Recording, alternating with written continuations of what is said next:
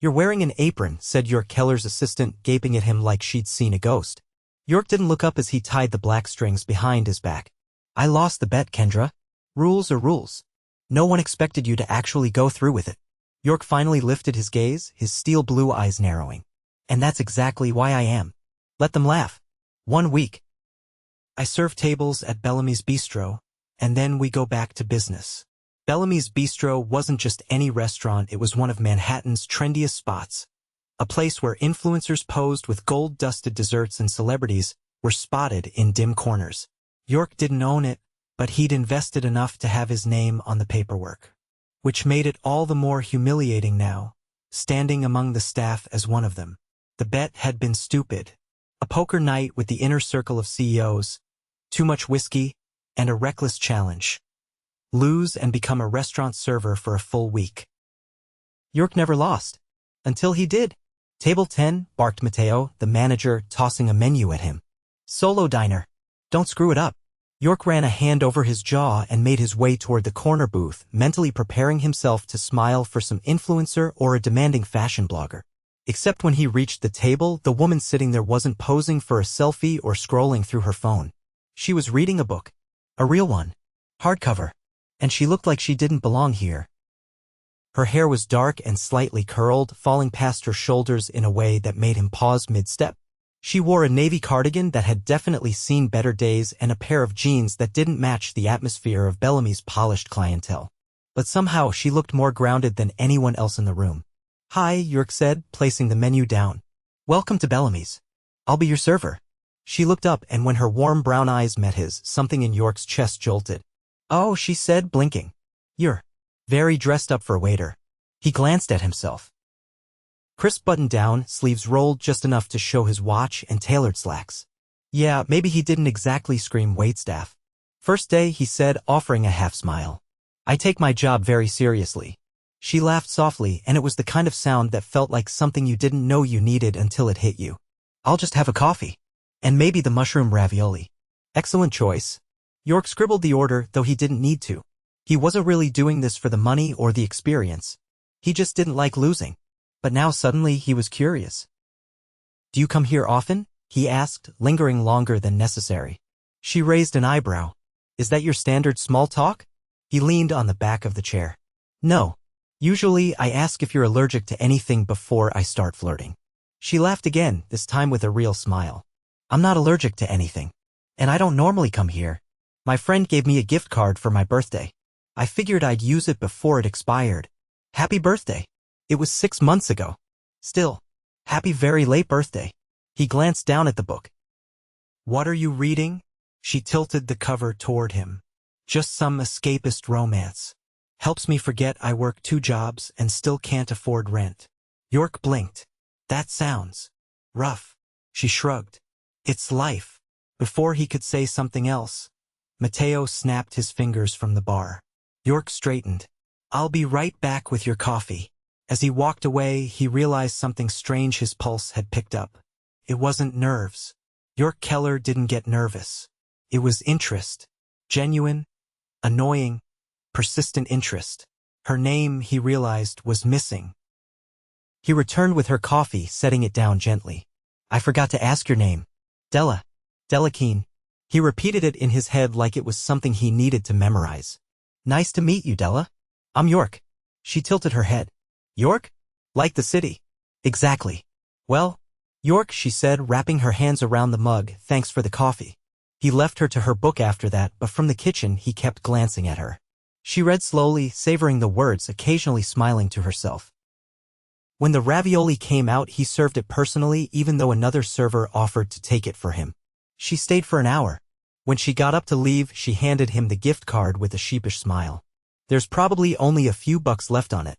He waved it off. "Dinner's on me." Her eyes widened. "What?" "No, I can't." "It's fine. I make a ridiculous amount of tips." She looked like she wanted to argue, but then she just nodded. "Well, thanks, York. Come back again," he said. Della smiled. "Maybe I will." She was halfway to the door before he realized he was still standing there, watching. Matteo walked by with a tray. "You're staring." "I'm not." "You are. You've never stared at a customer before." York turned away. Maybe I liked her. You're a CEO pretending to be a server. She probably thinks you're broke. Good, York muttered. Then maybe she'll like me for something real. The rest of the night passed in a blur. But something about Della stuck with him. He didn't expect her to come back. But 3 days later, there she was, different book, same booth. You again, he said, setting down a glass of water before she asked. I was in the neighborhood, she said casually. And I figured, why not? Same order. Exactly the same. You got it. The next time, she brought her own tea bag and asked for hot water. After that, she came back with a sketch pad and doodled between bites. By the 5th visit, she didn't even bother with the menu. You're here a lot, York said, sliding into the booth across from her while she waited for her food. You're here a lot too. I work here. So do I. He blinked. Wait, what? She grinned. Okay, not here. But I work across the street. Office temp. They keep laying people off, so I never know how long I'll stay. He frowned. That sucks. Yeah, well, at least Bellamy's has good ravioli. He looked at her. Really looked. She had paint smudges on her fingers today. Her cardigan had a hole near the cuff. And her smile was brighter than half the women he'd known wearing designer gowns. He wanted to ask more. About her life. Her dreams. Her everything. But instead, he stood up. I'll get your order in. As he walked away, he realized something terrifying. He liked her. And not just in a passing way. He liked her in a way that made him forget he was your Keller, CEO of Keller Tech, partner in 5 companies, owner of a penthouse with a skyline view and a car that cost more than most people's homes. And she had no idea. He was supposed to serve tables for a week. He hadn't expected to fall in love. Della was humming under her breath when York approached the booth. This time, she had a folder open in front of her, filled with loose sheets covered in colored pencil sketches. Her hair was tied up in a loose knot, a pencil tucked behind one ear, and she was biting the inside of her cheek as she shaded in a rooftop garden with sweeping views of a city skyline. You're drawing Bellamy's, York said, setting down a tall glass of cranberry spritzer she hadn't ordered. I'm drawing what I wish Bellamy's looked like from the roof, she replied without looking up. The actual restaurant doesn't have a rooftop, which is a missed opportunity, really. You're some kind of architect? Designer? Or was, I graduated 3 years ago and haven't had a full-time job since. I make rent doing odd design gigs. Most of the time I just sketch to stay sane. He slid into the booth across from her, ignoring the side eyes from the other servers who were definitely wondering why the guy on shift had time to sit and talk. You're talented, he said, scanning the sketch. I'm also perpetually broke. Talent and money aren't always in the same room. Yeah, I noticed, she said dryly, finally glancing at him. What about you? You look like you used to wear suits before you ended up here. York paused, surprised by the directness. Let's just say I'm exploring new avenues. She laughed under her breath. That's a fancy way of saying something went sideways. He tapped the table once with his finger. Touché. Their food arrived before she could press further. York had slipped her order in early, she didn't have to ask anymore. He watched her sketch while she ate, the way her eyes darted between the page and her mind's eye like she was seeing something just behind the surface of the world. You ever think about pitching those designs to someone? He asked after a while. She swallowed a bite of her pasta. I did. Once. I sent a proposal for a sustainable cafe concept to a firm downtown. They sent me a generic rejection email addressed to Dear Applicant. She popped a piece of bread into her mouth and grinned. It was a character-building moment. Some firms wouldn't know vision if it walked through the door and redesigned their lobby. Wow, she said, raising her brows. That was almost poetic. He leaned in slightly. I have my moments. Della tilted her head. You know, I can't figure you out. You're too well-spoken to be a lifer here, but too good at pretending not to care to be a tourist. He didn't reply immediately. Instead, he reached into his apron pocket and pulled out a folded receipt. On the back, he scribbled an address. What's this? She asked, taking it. A gallery. They host pop-ups for underrepresented designers. Tell them York sent you. York, the Bellamy's waiter? He tapped the receipt. York, the guy who hates wasted potential. She folded it carefully and tucked it into her sketch folder. You're weird. And yet you keep coming back. She raised her glass. Guilty. That night, York found himself in the walk-in cooler, leaning against the shelf of herbs, his pulse uncomfortably quick. Something about Della made him feel like he'd stepped out of his own skin and into someone else's life. A better one. One where conversations weren't about quarterly earnings and acquisition strategies. The next day, she didn't come. He told himself it didn't matter. The day after, she didn't show either. By the third day, he was checking the door every time it opened. The week was almost up. He only had one more shift before the bet was officially over and he could go back to boardrooms and power plays. But when Friday came, and she still hadn't walked through the door, he did the unthinkable. He crossed the street. The office building she'd mentioned was old brick, probably repurposed from some industrial site decades ago. The lobby directory was a faded plaque of businesses that changed too often to be accurate, but he scanned it anyway. "Can I help you?" asked a receptionist in a headset, half listening to someone in her ear. "I'm looking for someone named Della." The receptionist sighed. "If she works here, she's probably a contractor." "Fourth floor." York took the stairs 2 at a time. The 4th floor smelled like printer toner and fading ambition. Desks were half filled. Phones rang unanswered. He spotted her at the far end, hunched over a screen, wearing headphones. She looked tired. Not the kind of tired that sleep could fix, but the kind that came from trying to stretch hope 1 inch too far. He knocked lightly on the desk. She turned, startled. "York, I was in the neighborhood," he said, voice low. She pulled off her headphones slowly. "I didn't think you'd notice I was gone." "I noticed." She stood, eyes scanning his face. "Why are you really here?" "I don't know," he said. "Maybe I got sick of waiting for you to come back." She crossed her arms. "You shouldn't be here."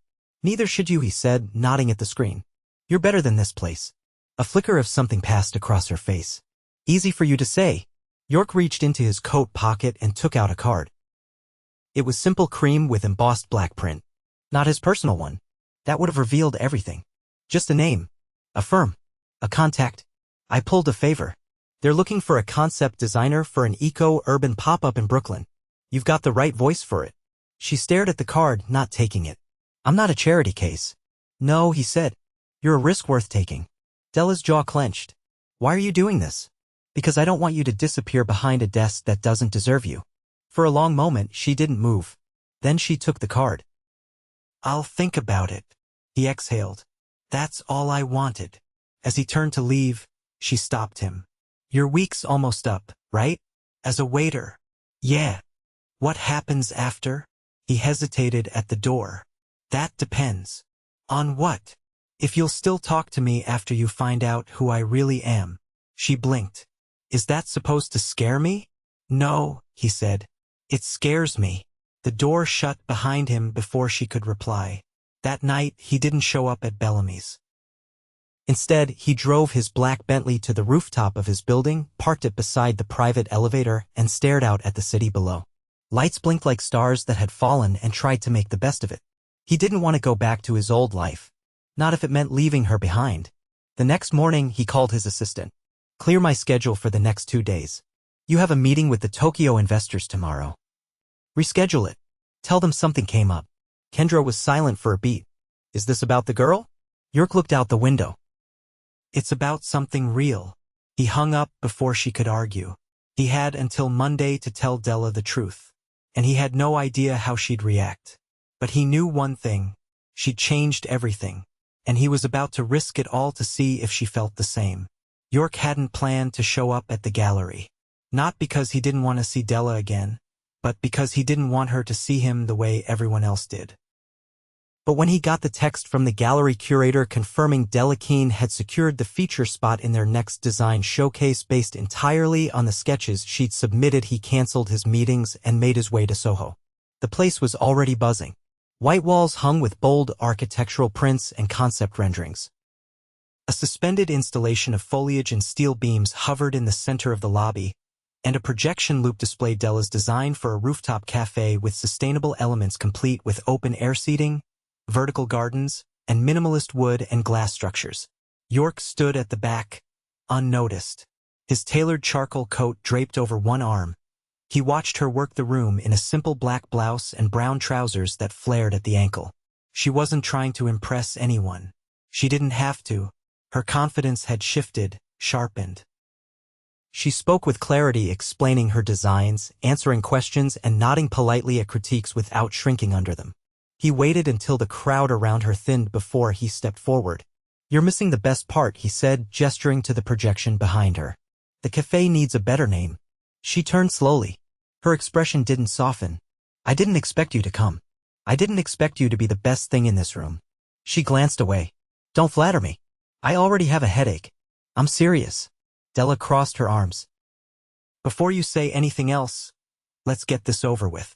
Who are you, York?" He held her gaze. "My full name is York Sebastian Keller. I'm the owner and CEO of Keller Tech.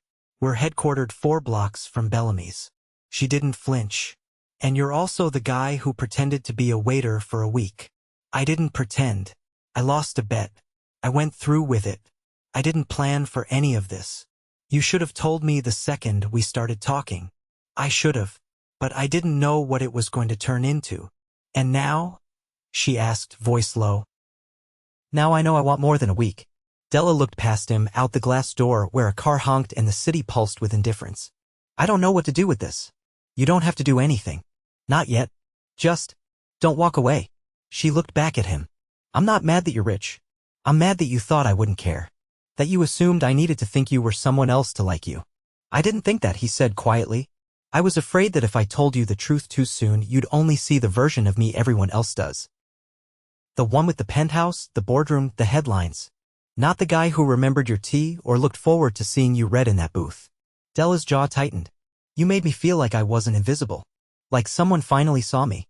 And now I'm trying to figure out if that was real." "It was real," he said. "Every second of it." She didn't reply. He reached into his coat and pulled out a folded envelope. "What's that?" "An offer. Not a job. A feature." "I already have a feature. You're standing in it.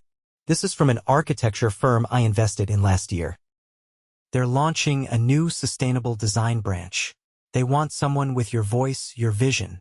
I didn't tell them anything except your name. And they just trust you? They trust results.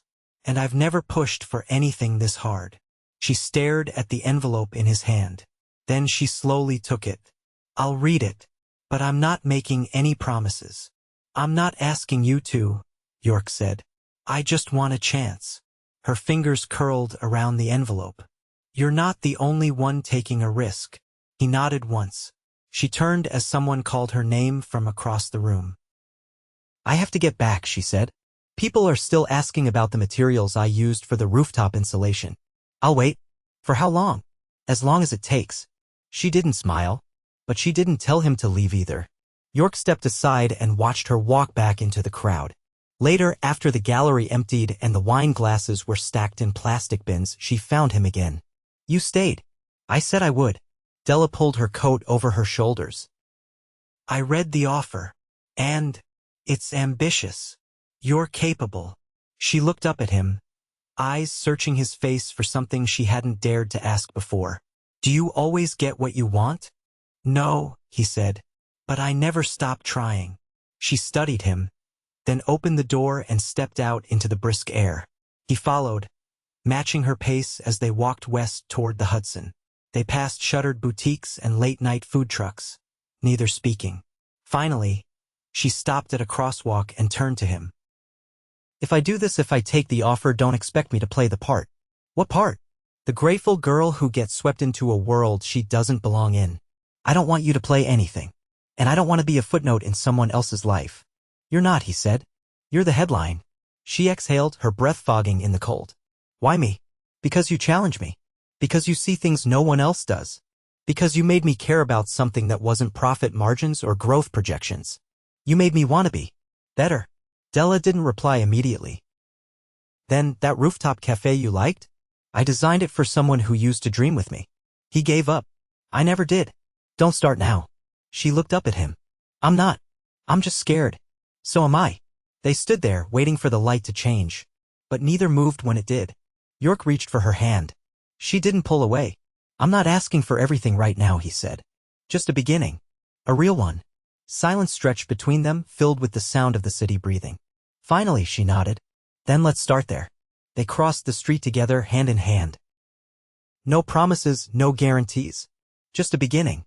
And maybe for once that was enough. The invitation arrived on a Wednesday, printed on thick ivory cardstock with pressed gold foil lettering that caught the light when tilted.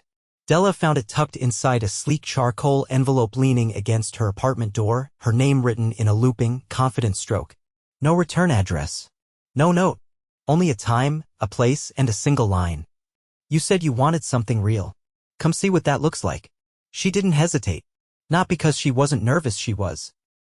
But because over the last 10 days, York Keller had shown her he wasn't trying to hide behind anything anymore. Not wealth. Not charm. Not even that ironclad confidence he usually wore like armor. So she dressed without overthinking, slipped on a pair of boots she'd resoled twice already, and made her way across the city to the address listed. She expected an upscale venue, maybe a gallery or a rooftop bar. What she didn't expect was for the elevator to open into a private space filled with soft ambient lighting, jazz humming through hidden speakers, and a wall of windows that overlooked the river lit by the reflection of 1,000 city lights. At the center of it all stood York, sleeves rolled to his elbows, standing behind a long table set for two. No staff, no crowd, just him. You found it, he said, his voice quiet but sure. You didn't leave much of a trail, she replied, stepping out of the elevator. Just directions and a dare. I figured if you came, it'd be because you wanted to. She glanced around. This is your place? He nodded once. It's not what I expected, she admitted. I didn't want to impress you with space. I wanted to show you something I built the way I wanted to live. Della walked to the table, running her fingers along the edge. You set this up yourself? Every piece, including the food. Thai takeout because I remembered you said you crave spice when you're nervous. She raised a brow. I also said I once cried eating spicy noodles and couldn't breathe for 10 minutes, which is why I asked them to go easy on the chili oil. She sat down, folding her hands in her lap. So, what is this, York? He poured her a glass of water before taking the seat across from her. This is me asking you to let me be the person who shows up. Not the CEO. Not the guy with the investment portfolio. Just the man who remembers how you stir your tea counterclockwise and stop sketching when you're thinking too hard. She didn't answer immediately. Instead, she studied him, the way his jaw tensed when he was holding something back, the faint crease between his brows that only appeared when he was vulnerable. You know I'm not going to be easy, she said. I've spent a long time building walls because everything I wanted always felt just out of reach. I'm not asking you to take them down overnight. I'm asking you to let me stand on the other side of them. You could have walked away, she said. It would have been easier. I didn't want easy. I wanted you. They ate quietly after that, the silence not uncomfortable but weighted with unspoken possibility. When the plates were cleared, York led her to the window where two chairs waited with thick blankets draped across the backs. I had this space built before I ever knew what I'd use it for, he said, settling beside her. I wanted somewhere quiet. Somewhere that didn't demand anything from me. Della ran her hand along the glass. You've lived with so much noise for so long, you forgot what quiet felt like. He didn't respond right away. Then until you. She looked over. You built a room for silence and then filled it with someone who refuses to stay quiet. I built a room for peace. And you are that. You just don't know it yet. Outside, the city shimmered as if holding its breath. I got the offer, she said. From the firm you mentioned. They want me to lead the design on a new urban pavilion. It's ambitious. They want community gardens, solar integration, and mixed-use creative space. Are you going to take it? I already did. York turned to her.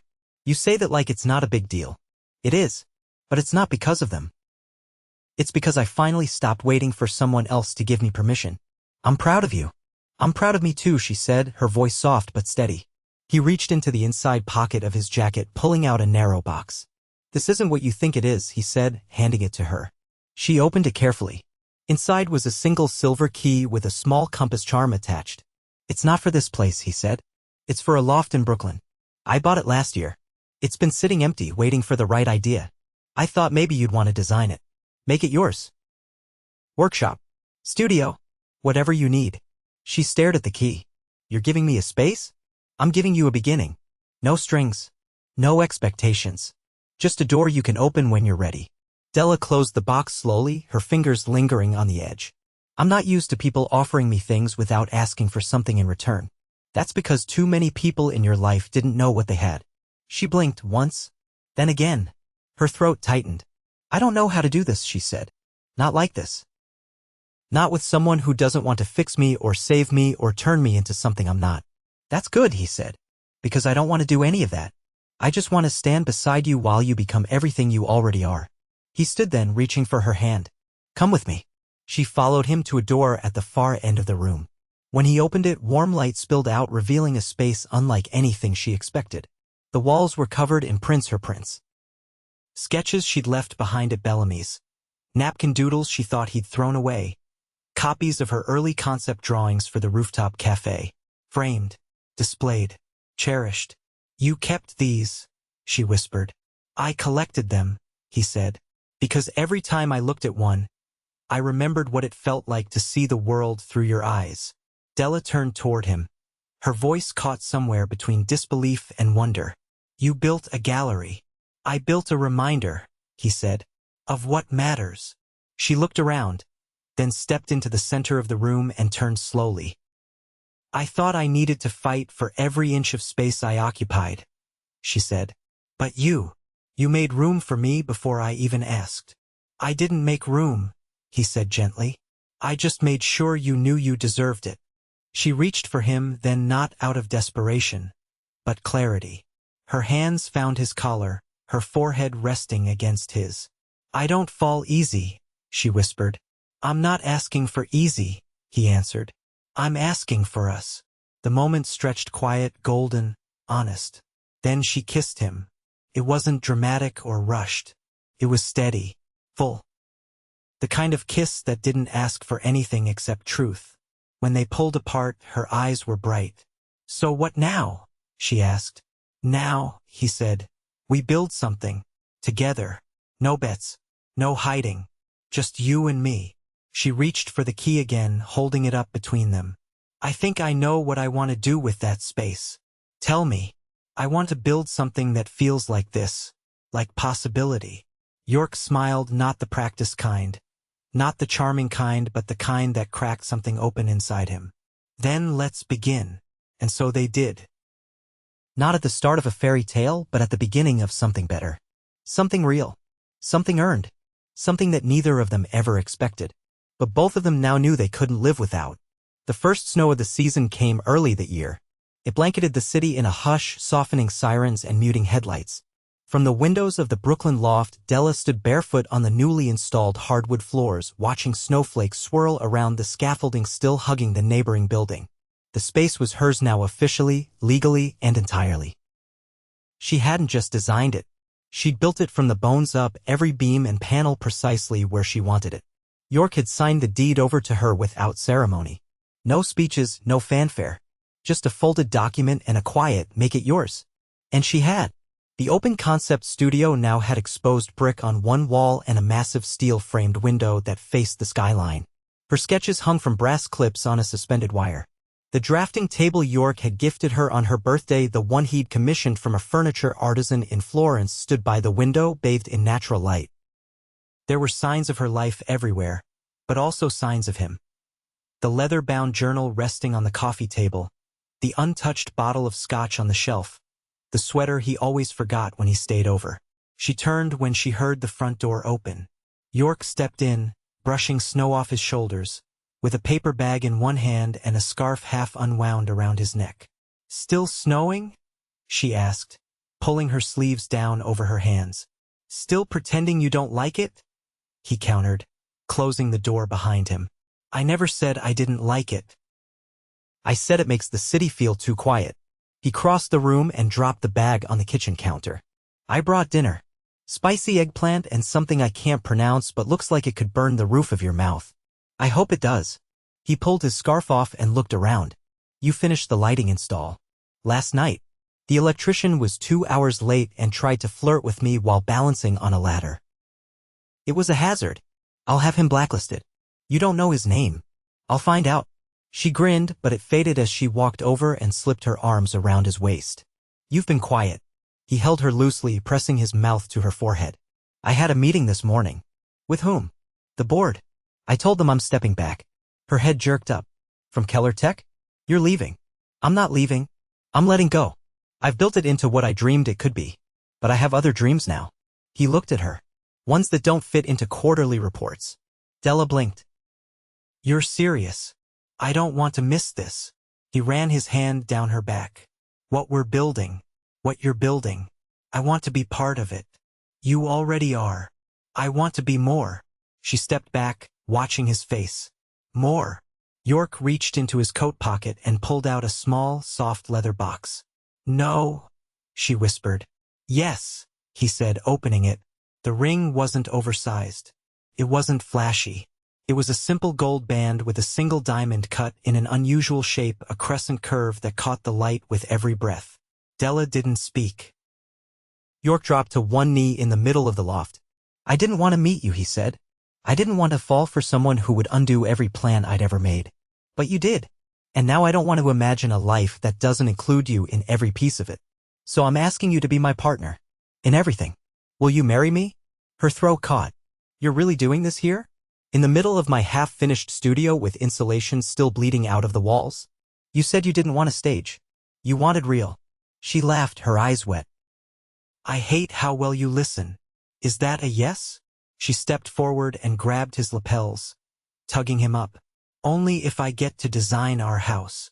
He kissed her like the city wasn't watching, like the snow had stopped outside, like nothing else would ever matter again. They celebrated with takeout and champagne he pulled from under the sink, claiming he'd hidden it there the day she signed the deed. She called him ridiculous. He called her his. 2 months later, they married in the loft. No ballroom, no orchestra. Just close friends, a few family members, and a wall of hanging lights. Della had strung herself. York wore a navy suit and no tie. Della wore a gown with pockets, one of which held a piece of parchment sketching the original floor plan of the space they now stood in. When the officiant pronounced them husband and wife, York said nothing. He just looked at her like he still couldn't believe she'd said yes. They honeymooned in the south of France, but not on the coast.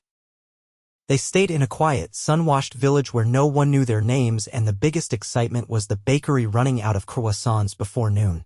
York learned to ride a bike without looking like he was about to tip over. Della filled a sketch pad with renderings of old stone houses she wanted to breathe life into someday. When they returned, she found her inbox full of offers. Clients wanted her vision, her name, her edge, but she only took the ones that allowed her to build what mattered.